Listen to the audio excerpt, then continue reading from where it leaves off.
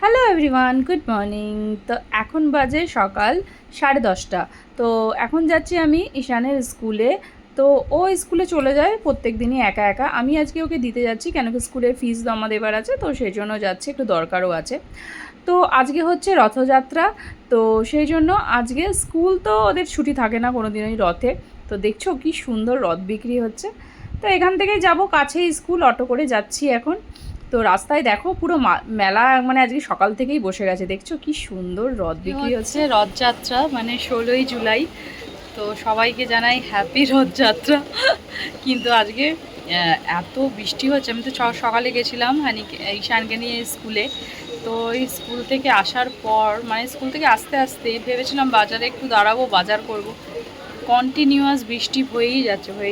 আর দেখো এই বৃষ্টির জন্য এখানেই সব জামা কাপড় দিয়ে দিয়েছি। এই বর্ষাকালে না জামা কাপড় কোথায় দেবো, মানে পুরো ঘরটা পুরো জামা কাপড়ে ভর্তি হয়েছে। ভেতরে দেখো এদিক ওদিক সব জায়গায় মেলে দিয়েছি। বাইরে এরকমভাবে বৃষ্টি পড়েই যাচ্ছে, কন্টিনিউয়াস বৃষ্টি পড়ে যাচ্ছে।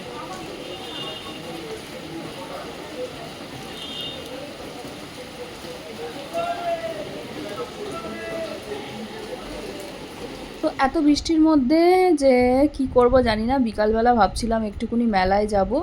তো দেখা যাক বিকালে বৃষ্টি হয় কি না। এই দেখো পুরীর রথযাত্রা দেখাচ্ছে, কত ভিড় হয়েছে, টিভিতেই দেখি। বাবা যা ভিড় হয়েছে। ও ভেবেছিলাম হানি, ওদের স্কুলের ছুটি নেই, তো হানিও স্কুলে গেছে। তো ভেবেছিলাম স্কুল থেকে আসলে নিয়ে যাব আর কি মেলায়। তো এত বৃষ্টি পড়লে যেতে পারবো কি না বলতে পারছি না। যদি এরকম বৃষ্টি হতেই থাকে তাহলে কীভাবে যাব রথ দেখতে। তো দেখা যাক বিকালে বৃষ্টিটা কমে। আমি না স্কুলে যাওয়ার সময় চিকেন ছিল ফ্রিজে, তো আজকে চিকেন রান্না করব। তো চিকেনটা না এখানে শুধু দই দিয়ে আর একটুকুনি আদা রসুন দিয়ে মেখে রেখে গেছি, ম্যারিনেট করে রেখেছি, যে আমি এসে বানাবো। তো আজকে সেরকম কিছু করব না রান্না, শুধু চিকেনটা করলেই হয়ে যাবে। ভাতটা আমি বানিয়েই গেছিলাম। তো এখন চিকেন বানাবো। তো চিকেনটা ভাবছি আজকে একটু অন্যরকম বানাবো আর কি, হোয়াইট চিকেন করব। তো সেই জন্য প্রথমে কি করেছি, পেঁয়াজ আর পেঁয়াজটাকে না প্রথমে একটুকুনি আমি তেলের মধ্যে ভেজে নিচ্ছি, ভেজে তারপরে এটা পেস্ট বানাবো। তো এখানে দিয়ে দিয়েছি কয়েকটা কাজু আর অল্প একটু কিশমিশ। এটাও ভালো করে মানে তেলের সাথে একটুখানি হালকা করে নেড়ে চেড়ে নিয়ে এটাকেও পেস্ট বানিয়ে নেব। তো বৃষ্টি তো দেখছোই বাইরে কন্টিনিউয়াস পড়েই যাচ্ছে। আর আজকে সোজা রথের দিনে এত বৃষ্টি হচ্ছে না কি বলবো। তো এখানে ক্রিমও ছিল, তো একটু লাস্টে ক্রিমও দেবো, সেটাও না একদম বরফ হয়ে গেছে, এটাকে বাইরে বের করে রেখেছি। তো এটাও ভাজা হয়ে গেছে। খুব একদম লাল করে ভাজতে হবে না, হালকা হালকা ভাজলেই হয়ে যাবে। তো মানে পেঁয়াজটাকে একটু নরম করে নিচ্ছি আর কি, ভালো করে নরম করে নিতে হবে। সোজা রথের দিনে না কমই বৃষ্টি হয়, আমরা জানি উল্টো রথের দিনই বৃষ্টি হয়। তো খুব কম সোজা রথে বৃষ্টি হয়, কিন্তু এইবারে তো সোজা রথে প্রচুর বৃষ্টি হচ্ছে। তো উল্টো রথে দেখি, উল্টো রথ হচ্ছে তোমার 24 তারিখে। তো এর মধ্যে না অল্প একটু কালো জিরেও এই গোলমরিচও দিয়েছি, সেটা ওর সাথে পিষে নেব। দেখছো একবার জোরে হচ্ছে, দেখো এখন একদম বিশাল জোরে বৃষ্টি নেমে গেছে দেখো। আর এই যে আমার গোপুসোনাকেও দেখিয়ে দিই সকাল সকাল।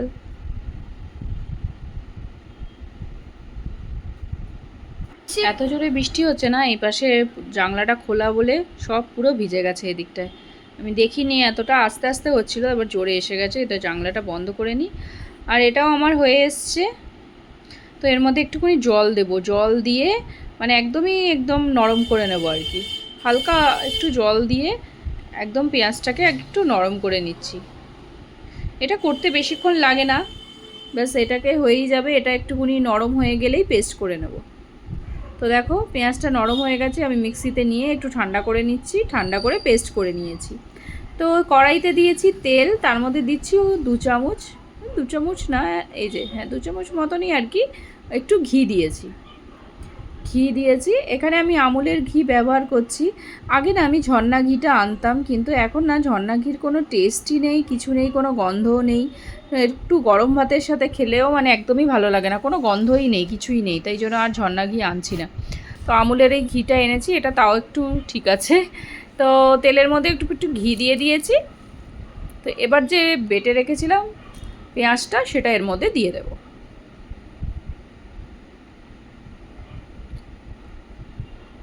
ব্যাস, এবার এটাকে ভালো করে একটু তেলের মধ্যে আমি কষিয়ে নেব।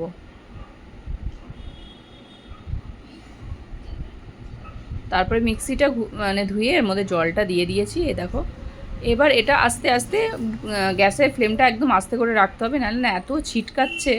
তো আস্তে করে এবার এটাকে ফুটতে দিতে হবে, মানে একটুকুনি নেড়ে চেড়ে একদম ভালো করে কষিয়ে নিতে হবে মশলাটাকে। সব সময় তো আমরা এমনি আদা রসুন দিয়ে যেরকম লাল লাল চিকেন সেটাই করি, তো আজকে ভাবলাম একটু হোয়াইট চিকেন করা যাক। তো এবার দিয়েছি স্বাদ মতো নুন, আর অল্প একটু চিনি দিয়েছিলাম। এই যে চিনি আর একটু নুন দিয়ে ভালো করে কষিয়ে নিচ্ছি। এবার যখন ভালো করে কষানো হয়ে যাবে, এবার চিকেনটা এর মধ্যে মিশিয়ে দেবো। এর মধ্যে না আর কোনো জল অ্যাড করব না, কিছু অ্যাড করব না, এই মশলার মধ্যেই চিকেনটা কষবে।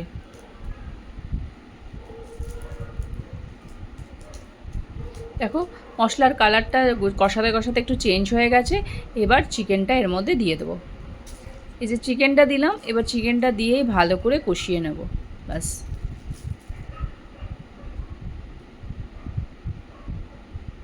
আর কোনো কিছুই হবে না, মানে আর কোনো কিছু দেবো না আর কি। এবার ভালো করে এটাকে চিকেনটাকে ওই মশলার মধ্যে আস্তে আস্তে ঢেকে ঢেকে আর কি কষাতে হবে। এই যে ঢেকে নিয়েছি, 10 মিনিট পরে দেখাচ্ছি তোমাদের। এই দেখো আমাদের চিকেনটা থেকে অল্প জল বেরিয়েই গেছে, আর কোনো আমি জল দিইনি, চিকেন থেকেই যা জল বেরিয়েছে। তো শুকনো শুকনো করছি না, একটু ঝোলঝোলই রাখবো, কেন কি ভাত দিয়ে খাবো তো সেই জন্য ঝোলঝোলটাই একটু রাখবো। এটা না বেশিরভাগ রুমালি রুটি, বেশিরভাগ আর কি রুমালি রুটি, তারপরে লাচ্ছা পরোটা, এগুলো দিয়ে খেতেই বেশি ভালো লাগে। তো যাই হোক, এখন সকালে বানাচ্ছি যেহেতু, তো সেই জন্য অল্প একটু ঝোল রেখেছি। যদি রুটি দিয়ে খেতাম তাহলে একটু ঝোলটা একটু শুকিয়ে নিলে হয়ে যেত। তো আমার একদম মোটামুটি হয়ে গেছে। আমি চিকেনটা হাত দিয়ে দেখলাম গলেও গেছে, আর এত সুন্দর সেন্ট বেরিয়েছে না ঘিয়ের, কি বলবো। আচ্ছা, এর মধ্যে দিয়েছিলাম আমি রান্নার মধ্যে এলাচ আর একটু লবঙ্গ দিয়েছিলাম, গোটা গরম মশলা আর কি। আর আমার কাছে ওই যে ক্রিমটা দেখিয়েছিলাম, তো ক্রিমটা এর উপরে দিয়ে দিলাম। যে ক্রিমটা একদম একটুখানি অল্প জল দিয়ে ভালো করে, ক্রিমটা অল্পই ছিল তো এর মধ্যে দিয়ে দিয়েছি। ক্রিমটা দিলে না ফ্লেভারটা এত টেস্ট হয়, পুরো একদম রেস্টুরেন্টের মতন লাগে। তো আমার একদম হোয়াইট চিকেন রেডি।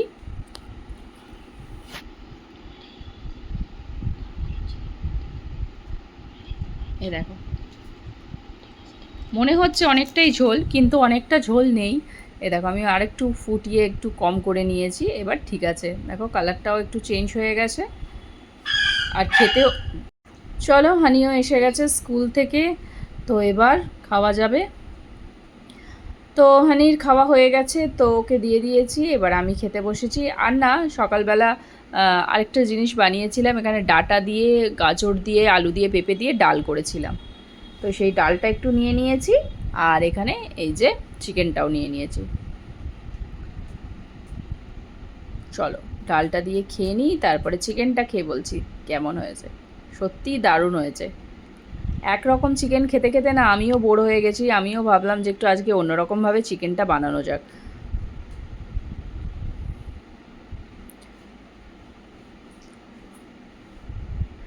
আর চিকেনটা না এত সফট হয়েছে কি বলবো, ভালোই টেস্ট হয়েছে।